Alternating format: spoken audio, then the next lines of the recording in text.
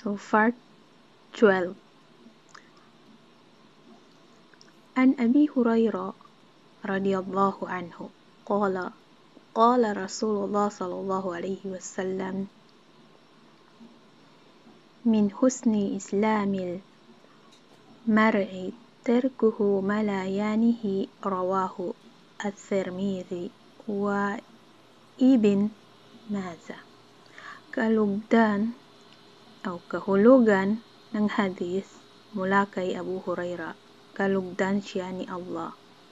Sinabi ng sugo ni Allah sallallahu alaihi wasallam, kasama sa kabutihan ng isang mabuting Muslim ay ang iwanan o layuan ang mga bagay na hindi makakabuti sa kanya. Ang hadith na ito ay hasan, mabuti na ulat ni At-Tirmidhi at Ibn Majah. Mapupulot na aral, awal, ang hadith ay nagpapakita na ang Islam ay nag-uutos ng kabutihan, kagaya ng nabanggit sa hadith, kasama sa kabutihan ng isang mabuting Muslim ay ang iwanan o layuan ang mga bagay na hindi makakabuti sa kanya.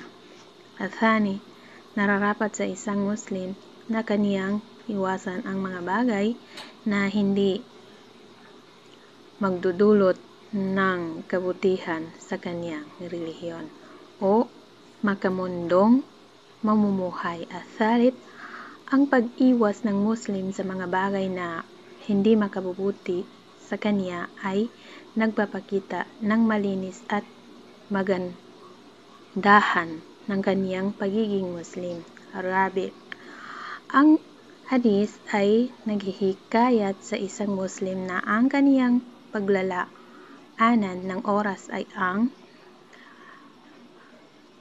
makabubuti sa kanya, lalong-lalo na sa kaniyang relihiyon, tulad ng pagsasaliksik ng kaalaman, pagbabasa ng Quran, pag-aalala kay Allah, at iba pang mga gawaing pagsamba. Khamis, ang hadith ay naghihimok na huwag makikialam o manghihimasok sa gawain o bagay na wala siyang kinalaman. Tandaan, ang pag-utos ng kabutihan at pagbabawal ng kasamaan ay hindi makakapasok sa kahulugan ng hadith na ito at hindi niya nasasaklaw dahil ang pag-uutos ng kabutihan at pagbabawal ng kasamaan ay katungkulan at obligado sa bawat isa sa abot ng kaniyang makakaya at sa maayos na paraan, at ito hindi maituturing na paghihimasok sa iba. Pagkahalatang paliwanag, ang hadith ay naghihimok na huwag makikialam o manghihimasok sa gawain o bagay na wala siyang kinalaman at kaniyang pagtutuunan ng pansin ang anumang makabubuti sa kanya, lalong-lalo na sa kaniyang relihiyon. Sahaba. Siya si Abu Huraira radiyallahu anhu.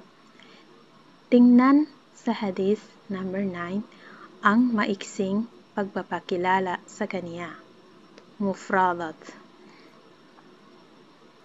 Awal, azkar, mga paggunita kay Allah. Ang pang-isahan nito ay zikr. Ang tinutukoy dito ay yaong mga dua na binabasa sa pang-araw-araw na gawain ng Muslim, katulad ng dua sa pagtulog, pagkain, pagsusuot ng damit at iba pang gawain. So hanggang dito na lang. Shukran. Assalamualaikum.